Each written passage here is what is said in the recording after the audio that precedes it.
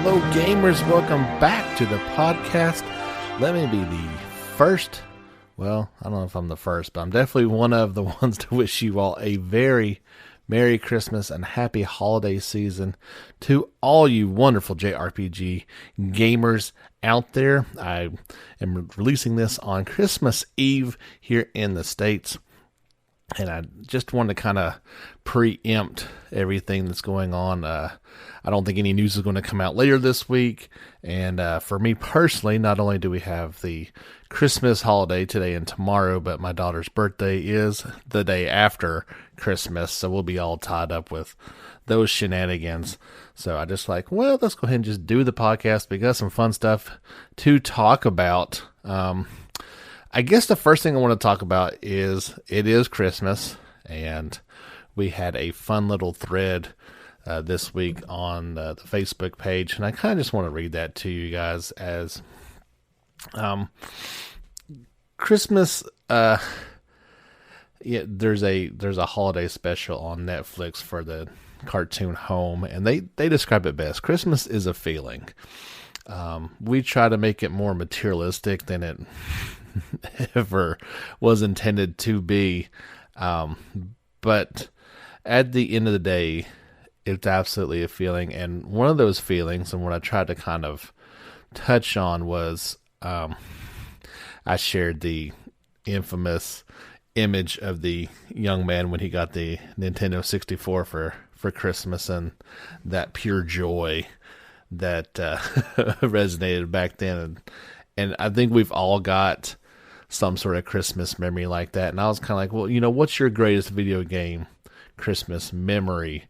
And I'll read through your guys' response first, and then I will share at least one or two of mine. So Jeff started things off, and he said Christmas 2001. So he even remembers the year. Those things are a bit fuzzy in my mind. But he says, after opening all my gifts, I was shocked when Dad said there was one more thing for each of us, me and my two sisters. Out comes this big box containing a PS2 and ATV Off-Road Fury. I jumped for joy that day, just like the kid with the N64. My PS2 memory was more of standing in line waiting to get it. But I do remember ATV Off-Road Fury, in particular the second one, put a lot of hours into that one, as I love those games. Were a lot of fun. PS2, not the best launch lineup of titles ever conceived, but it's more of the memory that was awesome for Jeff. Dalton chipped in. He said, man, when I got my first PlayStation with Crash Bandicoot and Siphon Filter, my dad and I put countless hours into those games. And I think that's awesome. I think a lot of us I think there's kind of two schools when it comes to video games. Either your parents got you into them and played them with you, or it was almost the opposite of whatever. The kid seems to enjoy it. He leaves me alone, or she leaves me alone for a little while, and they go and they play their video games, and that's what they really want for Christmas. So that is what I will get for them. And it seems like Dalton fell into the former category there with his dad playing the games with them. And my parents weren't necessarily like that, but they certainly never discouraged us from playing. And while it's certainly not led to a livelihood for me, it has certainly led to a lifetime of enjoyment. And I couldn't help but give him a little bit of heat on it, as while Crash Bandicoot was certainly a kid-friendly title, I do not think Siphon Filter was probably the most appropriate gift for a kid. But he did point out that his parents were very hands-on and made sure they knew. What did he say? I don't want to put words in his mouth. They were real big on what they could watch within reason, because they always made sure to talk to him about how it was fantasy and not real. And that is also something I'm really trying to emphasize with my daughter as she grows up, that And not only games, but, movies. And even though it looks real, it's not. These are stories. They're not real things. People are not really getting hurt, and little animals are not dying in them. That's just the way it is. Forgive me if I don't pronounce your name correctly. Rise, Lyle, RHYS. He says, back in the late 90s, I remember waking up and walking into the lounge room, and a PS1 already hooked up, and my dad had started playing Rayman. He said, even though I didn't get to open it, I didn't care. And honestly, I feel coming out to it already up and running was even better. And I couldn't help but agree with that. That's pretty cool. Again, maybe he falls into that former category as well, that, his dad maybe got him into video games, or at least supported him and wanted to play with him and be an active part of that process with his child. And that's pretty cool, already having it all hooked up and ready to go. You don't get to open that box, but then, as a kid, you're probably not able to hook up the system on your own anyway. So it's probably a lot better that way. And lastly, Jordan said, mine was getting Teenage Mutant Ninja Turtles 2, the arcade game, for the NES in my stocking back in the early 90s.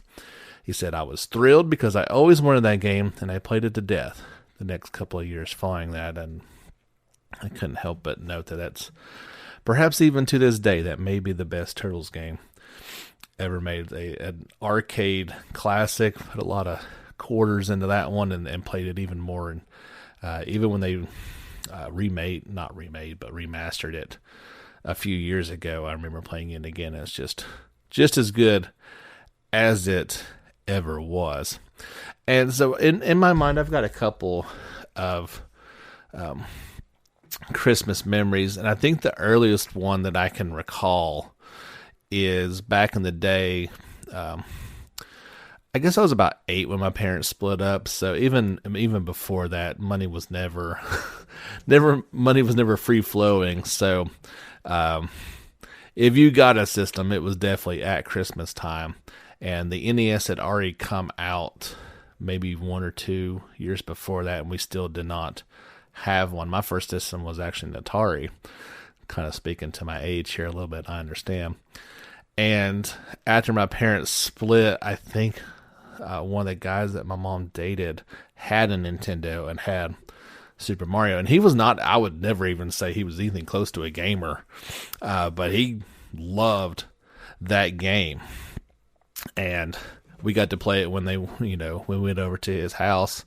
And I just kept like, Mom, we'd really like this game. And we did end up getting it for Christmas that year. And I think we hauled a TV out of storage or out of a back room and just put it in the floor and hooked up the Nintendo to it.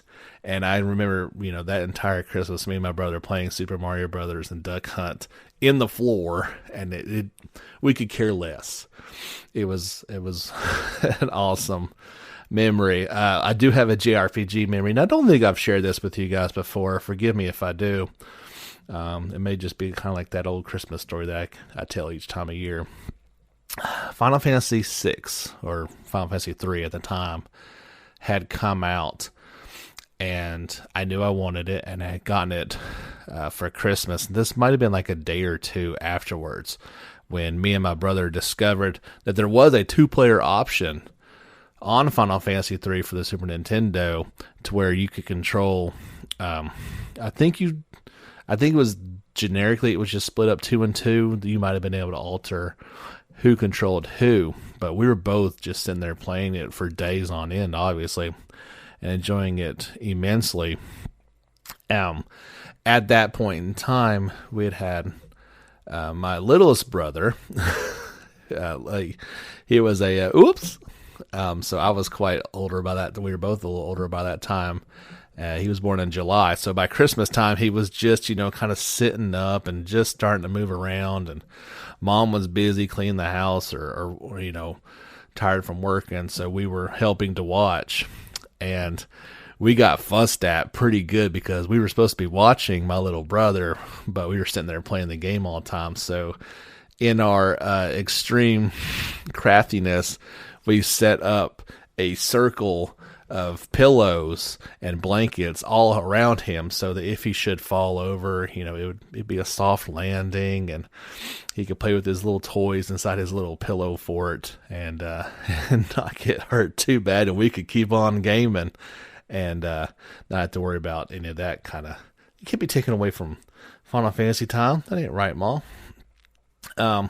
As I'm actually recording this, we just got Jake to chime in. He says, I don't remember the year, but I got Star Ocean 2 for the PlayStation as a kid. My memory's fuzzy. Well, Jake joined the club, but he thinks it was the first JRPG he ever had. And that nostalgic feeling when he thinks about it still hits me to this day. For me, I guess you could say that is the JRPG that started it all. And I want to thank you guys for chipping in on this one. It's been a lot of fun to kind of read your guys' responses to it. It's very, very cool stuff. For me personally, it was definitely the first Dragon Quest that got me into it. We rented it from the store down the street, and it was just that, and then that got me into it, but it was frustrating because it wasn't that first Dragon Warrior was just brutally tough, and I was little at the time. It was not easy to play. I remember it was definitely more when Final Fantasy came out that it was what I wanted to get into. So that's our trip down Christmas memory lane. I hope you have enjoyed it. We don't have a ton of things to talk about, and some of our stories are a little quicker hitter ones. But the big thing that broke right after the last podcast got recorded, and I'm going to do this. There are two stories from Falcom. One I'm going to tell you about now, and one I'm going to tell you about at the very end, as even for myself, it contains major spoilers, and I do not want anyone to be ruined. But the first one we can easily talk about, and they hinted at this a little bit, but I'll be honest, I didn't see it coming, and this is by no means a confirmation it's coming to the West. But Falcom will release PlayStation 4 versions of The Legend of Heroes, Zero Nakaseki, and Zero Legend of Heroes Ano Kaseki in spring 2020 in Japan, the company announced. And I probably did a no service with the names, but they are also known as the Crossbell Saga Parts 1 and 2. Based on the original PlayStation Portable titles released in 2010 and 11 respectively, they have been remastered in high definition with full voiceovers and new features such as the PlayStation exclusive, the Kaseki Kai games, which is Cold Steel 1 and 2. Here is an overview of the game. Lauded for its detailed character portrayals and grand story development by game fans in both Japan and overseas, regardless of gender, the Trails series of Legend of Heroes has sold over 4.3 million units. To commemorate the 10th anniversary of, we're just going to say Crossbell Arc, they will be released for PlayStation 4 in spring 2020. Fully voiced main story. A wonderful cast performs the story protagonist Lloyd Bennings and the other members of the Crossbell Police Department's Special Support Section. In the first chapter of the Crossbell arc, the story runs around the founding of the SSS in the case of religious cults. In the second chapter, the story revolves around the Mirage treasure that occurred in Crossbell States parallel to the events in the Cold Steel series. These grand stories can be enjoyed with fully voiced dialogue. They now have a high-speed skip mode that players enjoyed in Cold Steel 1 and 2. They've been added as an additional feature.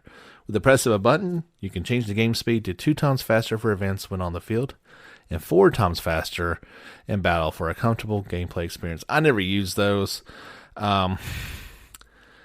I know a lot of people love those things. I just can't. I can't do it. I can't play with it. In line with the PlayStation 4 platform, both titles support a frame rate of 60 frames per second. In addition to more vivid graphics upgraded to high definition from the original PlayStation Portable versions, the sound quality of background music and various sound effects have also been enhanced. Also similar to the Cold Steel series, an option to skip battle cut-in scenes has been added.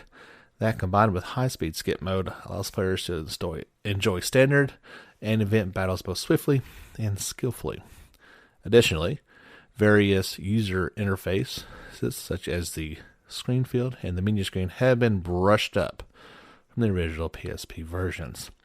Even players starting the Trails series for the first time will be able to enjoy these two games without the feeling of discomfort. There was also a bevy of images that went along for both titles, and this is great news. So, in particular, as I am playing Cold Steel 3, you go to Crossbell and you really start getting into what happened in these games, and you can see all these references. It is by no means necessary that you would have played these two games. It just would have been really helpful to get the full understanding, as these characters do pop up in Cold Steel 3. You would have had a greater appreciation for them. It definitely still looks like a PSP game. It very much reminds me of the Star Ocean First Departure that they just remastered. A little bit better, but definitely along those same lines. So this is great news.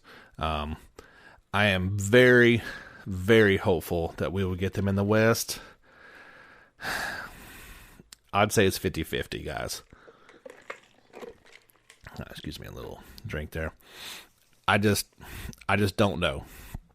I really hope so, but there is a lot of dialogue in these games, and they would need to do some work, as they've never been translated for the West.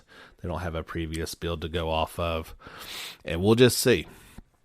We shall see. There is another story I want to talk about, but like I said, I'm going to leave that one to the end. Falcom did have one other interesting piece of information, that they are developing a proprietary game engine.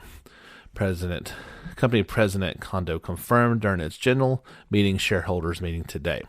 According to Kondo, while the Legend of Heroes Trails of Cold Steel series is developed on the Sony-made Pyre system, Falcom is currently developing its own engine internally. However, as it appears to be the engine that will still take some time to complete, the first title to use the engine is still a long way off. Kondo said he would like to see how their future projects work with the new engine. And so this, coupled together with the story I just talked about, coupled together with the story we're going to talk about later, along with the continued translation and eventual release of Cold Steel 4, Nihon Falcom is a company on the rise. They are, it appears that they're experiencing growth. There's a whole new generation of players that are getting interested in their games. So they got money coming in. And so now they're developing a engine to fully utilize in their upcoming games. Obviously, we're talking about a PlayStation 5 engine, and we're talking a couple years away, I would have to guess. It's good news, though. You saw this a lot, mostly in the Super Nintendo days, when Square really started to take off. And I think we are seeing we've been seeing it for a few years, but we're going to see Falcom really take off and be a major player in JRPGs for a long time to come. One final Falcom story, but it's actually more of a Nippon Ichi story, as we got some new screenshots for the Switch version of Legend of Heroes Trails of Cold Steel 3. Of course, this game is due out on March 19th, 2020 in Japan, and spring 2020 in North America and Europe. So I've got this story linked for you guys if you're curious to kind of see how it stacks up. You're going to need the PlayStation 4 version as a barometer, and having still playing it right now and then looking at these screenshots, it's obvious that there's a noticeable dip in quality, but you'd expect that. Like we talked about before, this game is only going to be maxed out at 720. There is no 1080 mode even docked on the Switch, and it's evident. Is it better than nothing? Absolutely. I just, as we talked about ad nauseum before, it's a little bit of an odd story, but if you are curious as to how it's looking, this is one way that you can really check it out. And see, let's take just a quick breather here. About halfway through the podcast, we got a couple other quick stories to talk about, and one big story to talk about. If you want to bear with me, let's take a break here on the JRPG Report, episode 91. As we were going to break there, I certainly reminded myself that I'm not even sure if I introduced the podcast, let alone that this was episode 91. I was just so excited to get into our Christmas stories, Quickly update our listener support contest is still ongoing. You've still got about a week to sign up for that. I got 4 entries. We just need one more, and that contest will go live. All you got to do is sign up for listener support. Any level will accomplish that, and you'll be entered to win either that FF7 Remake Collector's Edition, that Persona 5 Royal Special Edition, or if there's something else that tickles your fancy around that $80 mark, you can have that as well. Doesn't matter to me what you want, but we will have a winner. Just one more, guys. Sign up. You can do it for as little as $1 a month, and you'll also be supporting this podcast that I hope that you listen to every week. Dragon Quest XI, Echoes of the Elusive Age, has been a success. I don't think there's anybody that would doubt that. Easily one of, if not the best, JRPGs to be released in recent memory. And a testament to that, Square Enix has announced that both the PS4 and Switch versions of it have now surpassed 5.5 million units sold. In a release to that, it actually doesn't say. This is from... there it is. Dragon Quest creator and game designer Yuji Horii says, "I strongly believe that this figure has only been achieved thanks to our fans who have always loved the Dragon Quest series, and also the new players that have discovered Dragon Quest or JRPGs through this title," he said in a press release. "If I could ever go back in time and meet myself when I was still making the very first Dragon Quest, I would love to tell him, in 30 years' time, Dragon Quest XI, Echoes of Elusive Age, has been released and loved by international fans beyond seas and languages. I will carry on doing my very best to deliver further Dragon Quest titles to our fans worldwide.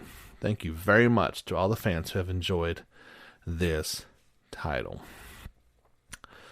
No, thank you, sir. You keep releasing these gems, and we will keep on buying them.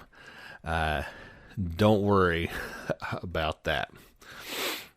In other Dragon Quest news, and I am completely unfamiliar with this one, but Square Enix announced a new game project based on the weekly Shonen Jump manga, Dragon Quest: The Adventure of Dai, which ran from 19... I got so confused on that one. It ran from 1989 to 1996 and has since sold over 47 million copies. Additionally, Toei Animation announced a new anime based on the manga set to premiere in fall 2020. Dragon Quest Adventure of Dai game developed by Square Enix and produced by a person named Ryutaro Ichimura. Platforms were not announced, but when guest Daigo asked if it was an app, meaning smartphone title, Dragon Quest creator Yuji Horii responded, "Are we allowed to say what hardware?" he asked. In response to that exchange, Ichimura said, once you say hardware and such, it's basically given away. Whether it's an app or what hardware it's on really shouldn't be brought up. There was a teaser trailer announced for it, but it's purely a teaser. I'm going to guess this is an app, a smartphone game. I may be wrong, but it just seems like that's kind of where they're headed with a lot of these ones, and it would make more sense to me that would happen. We did get some information from Jump Festa 2020 about Megaton Musashi. I really thought we were going to get a bunch of information come out from that, but at least from my sources, mostly being Gamatsu, there's not been anything that I've been able to really get out of it, at least nothing new. So other than this, Level 5 released a Jump Festa 2020 trailer, 3 gameplay videos, information, and screenshots for the cooperative robot action RPG Megaton Musashi. Developed in collaboration between Weekly Shonen Jump and Level 5, Megaton Musashi is an upcoming cross-media project. The game is a cooperative robot action RPG featuring online battles where players control a giant robot. Pilot a robot created through the concentration of Earth technologies and fight alongside friends against alien invaders. So they detail the 3 robots, at least that have been shown so far. They say that you can freely combine parts to customize your own robot. The amount of potential combinations is endless. They detailed some of the story. They say this is a story about mankind's counterattack to take back Earth from alien invaders. In the year 2118, a mysterious alien invader called Dractors suddenly invaded the planet. Within a matter of days, they gained total control of Earth. Earth was gouged out into the shape of a donut, and the planet became an alien nest. The humans they evacuated to the shelter, a high-defense residential facility, planned their counterattack. They have an image of the Earth, and it's kind of terrifying.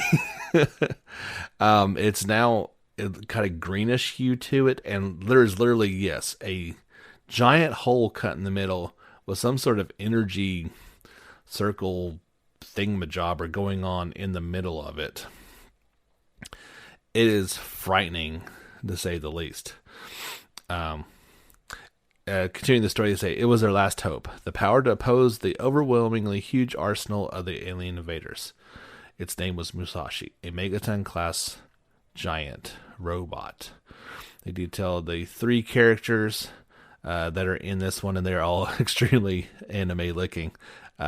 They've got Yamato, the sinful fighting fiend. They've got Teru, an elitist without compassion, and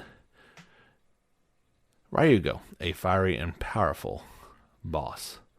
Like I said, there was 3 trailers that went along with that. It's an interesting looking game. It's got level 5, so it kind of got my attention. We'll know a lot more about it later on. A quick blurb that NIS America will host a panel at PAX South 2020 in San Antonio, Texas on January 17th at 12:30 Pacific Time, 2:30 Central, 3:30 Eastern, where it will share, quote, information that has never been revealed along with new announcements. The company teased in a press email. There's an accompanying image just saying NIS America will be at PAX South 2020. The panel will feature a special guest who will be speaking on said announcements, but NIS America did not share any hints. I love that there's such a thing as PAX South. There's, East, West, and I guess there's a North one as well. Living in the South, I love Texas, don't get me wrong, but Texas is its own other thing. It's not in the South. It's in the geographical center and I guess the southern part of the country. But, living in Tennessee, this is the South. So I've always been a little dismayed that they're not in someplace like Atlanta, which would be more like, okay, if you want to have a PAX thing in Texas, just call it PAX Texas, because Texas is certainly big enough to draw plenty of people there. It kind of feels like us people over in the actual South are left out of the PAX experience, because Texas is a world away for folks like myself. It takes forever to drive there. Whereas like Atlanta, it's like 4.5 hours. I would certainly go if it were there. But that's just a rant for another day. Fairy Tail released its Japanese box art. Publisher Koei Tecmo and developer Gust released the box art for Fairy Tail, which is illustrated by series creator Hiro Mashima. Fairy Tail is due out March 19, 2020 for PC via Steam, and PlayStation 4 and Switch in Europe and Japan, and PS4 for Switch and on March 20th in North America. So it's kind of cool getting the box art. They waited till they announced all the characters that are on the box. 1, 2, 3, 4, 5, 6, 7, 8, 9, 10. Like, there's like 10 or 11 people on here, so they had to wait till they had kind of released all that information before releasing that box art. A interesting game is coming out very soon, and I believe it is called Vesperia Saga 1, War of the Scions, a strategy RPG led by Fire Emblem creator Kaga, will launch on PC via Steam on December 27th in the West for $19.99. Publisher Dangan Entertainment and developer Vesperia Project announced. So it definitely is a strategy RPG. Kind of got a classic look to it, maybe looking like a PS1, but just very reminiscent of like the first Suikoden. Sprites are a little bit smaller than they were on there, but kind of just the initial impression that I get. There was a launch title that went along with that. So here are some of the key features: an enthralling campaign of espionage, international intrigue, and war, written by veterans on the genre. Varying story paths and endings based on your choices and who survives to the end. Over 20 unique characters recruit with a wide variety of classes, weapons, and skills. Intricate maps filled with a variety of enemies and strategic puzzles to overcome. 2 finely tuned difficulty modes to accompany both strategy veterans and newcomers. The ability to save every 5 turns so that you can quickly undo any mistakes you've made during battle. Well, that would be very useful for somebody like myself who is not very good at these games.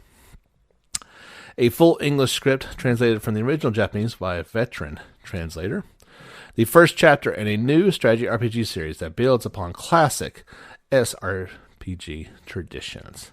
So, like I said, that one's coming out in just a couple days after Christmas for $19.99, but just available on PC via Steam as of this moment.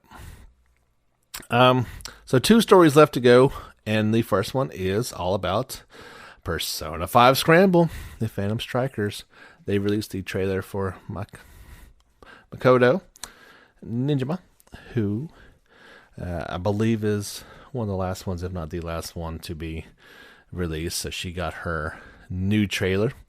The game is due out for PS4 and Switch on February 20th, 2020 in Japan. Hopefully we are going to get that soon. Makoto was my girl in Persona 5, looking to strike back up our relationship when World comes out and get to use her. She looks awesome in battle. A really fun melee character. Not to be outdone, we got detailed information about 4 characters. We got Yusuke, Makoto, Futaba, and Haru. And these are pretty detailed, so if you want to sit back and relax, this very much kind of got the Final Fantasy remake treatment to the characters, a lot more in depth, but kind of taking it of the approach that maybe you haven't played Persona 5 for some reason. I can't imagine too many people are going to be into Scramble if you've not played P5, but sure. So this is all about Yusuke, a third-year high school student goes to a high school arts course who aspires to become an artist. His paintings are highly acclaimed. While his abilities were exploited by his teacher, he made the decision to leave upon meeting the protagonist and friends and learning the truth in another world. After awakening to his persona, he became a member of the Phantom Thieves of Hearts. While he has eye-catching good looks, he is overly passionate about arts and often out of touch when he speaks, puzzling those around him. Since he puts all of his money into art supplies, he is naturally broke. His action is to determine your chance to counterattack and rain down on the enemy with a surge of slash attacks. He is Fox, of course, and uses a katana in battle. With high attack power and nimble swordplay, he specializes in combo attacks. Additionally, he can unleash continuous attacks as well as counter after sheathing his sword. If your counter is successful, your combo count will further increase. His gun attack rifle can easily snipe enemies. Gomon is his dedicated persona. He possesses attack skills that specialize in ice and physical attributes. Freeze the enemy, then follow with a physical skill to deal major damage. We got Makoto's introduction as well. She says, a college student studying law with the goal of becoming a police bureaucrat.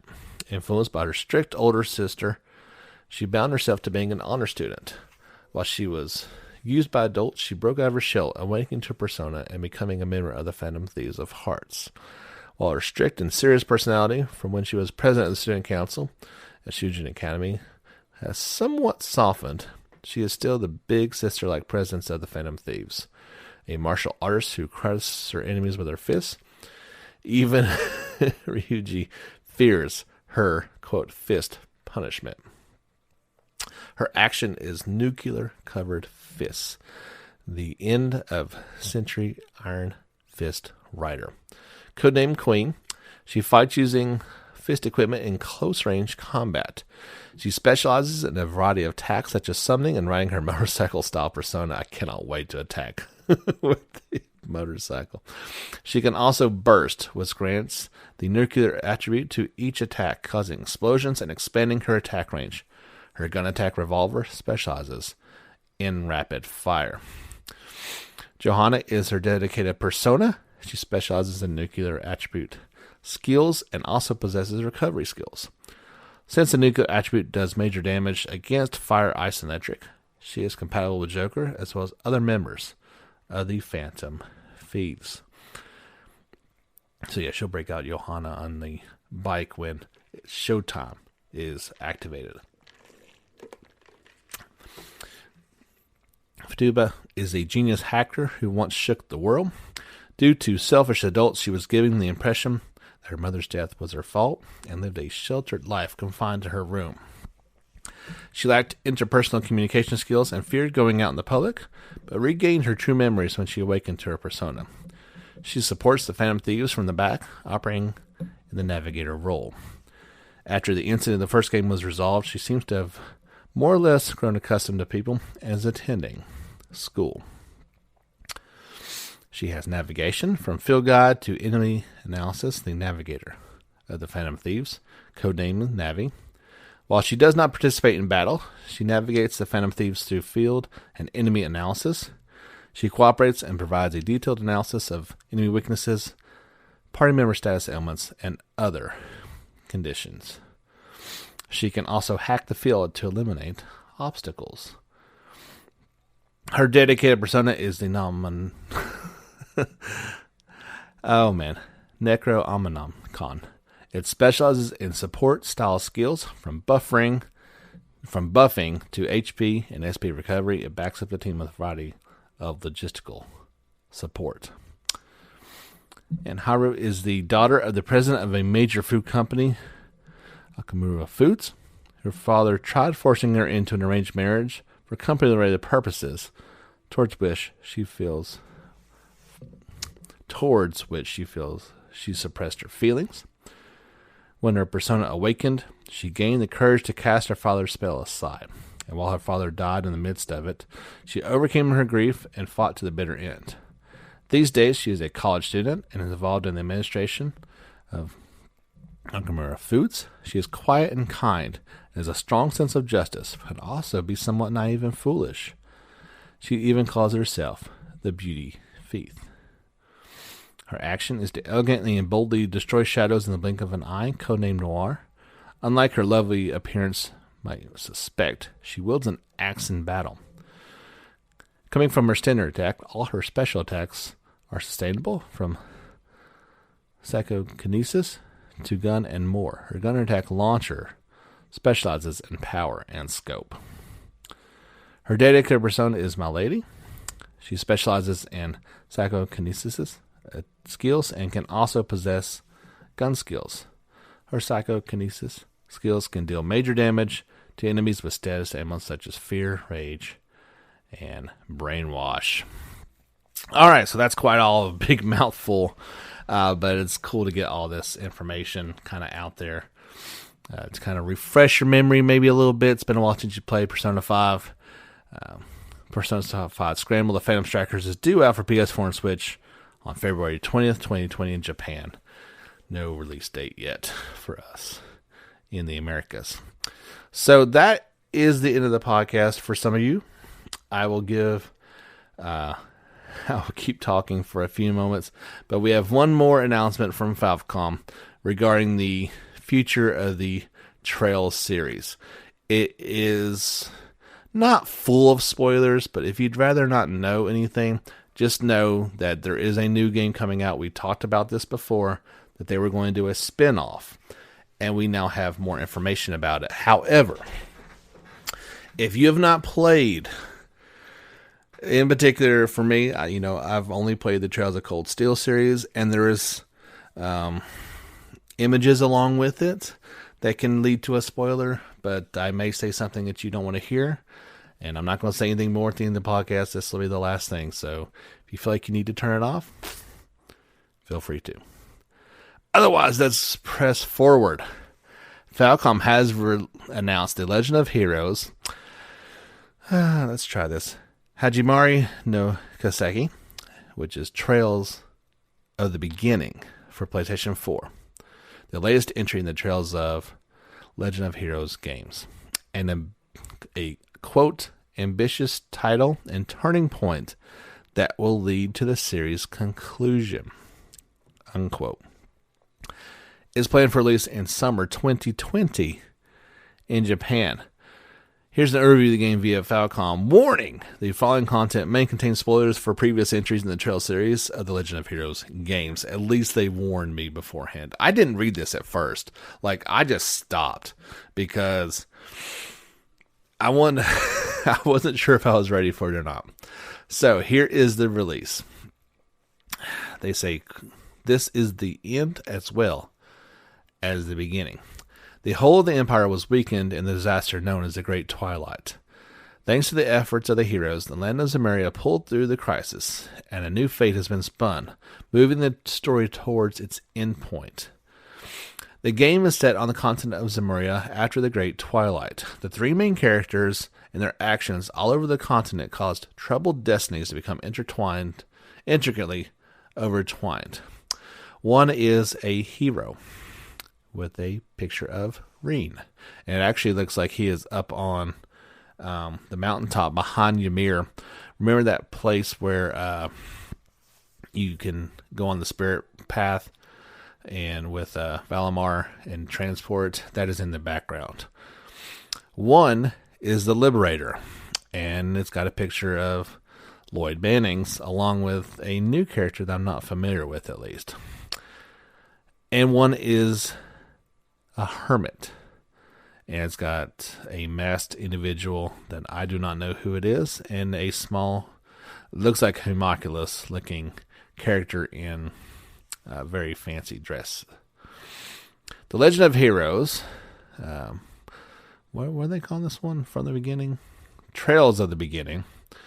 Features plenty of new systems that utilize the strengths of the Trail series, including a cross-story system that allows players to switch between 3 routes at will to depict stories happening in parallel to different perspectives. Over 50 playable characters, including some new faces, and expansive episode scenarios that delve into the backgrounds of each character. How do the people of Crossbell feel as they prepare to be independent once more? What thoughts pass through the minds of people of the Empire who lost their mighty pillar? And what of the agenda of the Society Ouroboros, whose Grand Master decreed that the Orpheus final plan will be advanced to a new stage? So yeah, all kinds of stuff that you may not want to know. I didn't necessarily want to know, but I got a job to do here, and that is what I do. The other image that accompanied it was 2 characters at a gravesite, and Rize Mayo, is that her name? The performer of the circus with the giant sword that's at the end of Cold Steel 2 is in another image. Maybe Lloyd in the background. Actually, I believe it is him. So there's stuff in there. I'm not going to go over all of it, but the most interesting thing about this game that's different is, and it says, allows players to switch between 3 routes at will to depict stories. Is it going to be... Now, the first thing you would think about if you play Grand Theft Auto 5 is the ability to switch between the characters. There was 3 main characters that you could switch to and from at will, they said as well. That was not the case. Most of the time, if you weren't doing anything, you could do that. Once you got into a story segment, you were not switching between the characters, and even when you wanted to, certain characters were, quote, unavailable. I believe it's probably going to be closer to that, but it may even be where there's stopping points that you would be able to switch between those characters. But this is huge. Will it come out in 2020 in Japan? I kind of doubt it. It seems like we know so little about this game, and they're saying it's going to come out in 6 months from now, 6 to 7 months. I guess summer, it could be as long as 8 months from now. But it just seems like they're not going to make that time frame. That'd be great if they did, but I just kind of doubt it. But I am super excited that we're going to get, this game. I really hope that we're talking about localization of Cold Steel 4 at some point in time. So, like I said, Falcom is growing, but they have got some work to do on all ends of the spectrum. They need to get much, much better with their translation and getting it out in a timely fashion to the rest of the world, because this thing's growing, and you can't keep releasing games 2 and 3 years afterwards. And like I said, with like the Crossbell series, that was 2010 and 11, and we still don't have that over here. And now you're talking about a spin-off title to tie up the events after Cold Steel 4 before the West even has a confirmation that it's going to be translated and brought over here. I'm 99.9% sure they will, but we still don't have that confirmation. So I'm super excited about the future of this series. It has limitless potential. And as I continue to thoroughly enjoy Part 3, I see the evolution of this series as well. You really see it when you see the screenshots from Crossbell. How far this title has come in a very short amount of time, from Crossbell to Sky to Cold Steel 1 and 2 to 3, is some big leaps, some much needed leaps, and it can't help but kind of give you very optimistic outlook for this series and this company. That being said, I'm done talking. This has been a long podcast. Hope you enjoy it over your Christmas break. I don't know what's going to happen next week. Looking at the calendar, normally we're on a Thursday release schedule, so maybe we'll start getting back into that a little bit more. Wednesday is the 1st, Tuesday is the 2nd. So yeah, sometime either Wednesday or Thursday, once we have some things to talk about. And I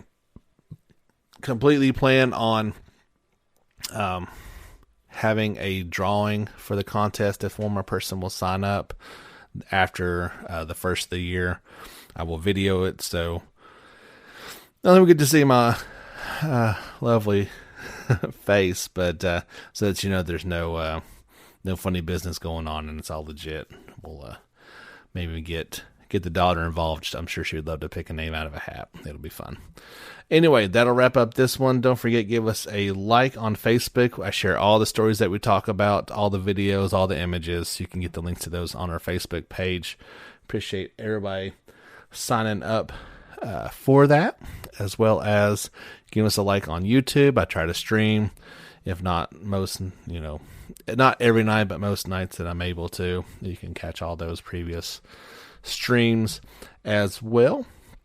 And you can sign up for listener support, which will not only put you in the contest to win, but will enable you to support this completely independent every week podcast I just do out of the love for the genre and for you guys. That's going to wrap it up for episode 91. My name is James Fisher. Thank you so much for listening. And again, let me wish you a very Merry Christmas and a Happy New Year. May 2020 be the best JRPG year yet. But enjoy your break, guys. Get back out there and level up.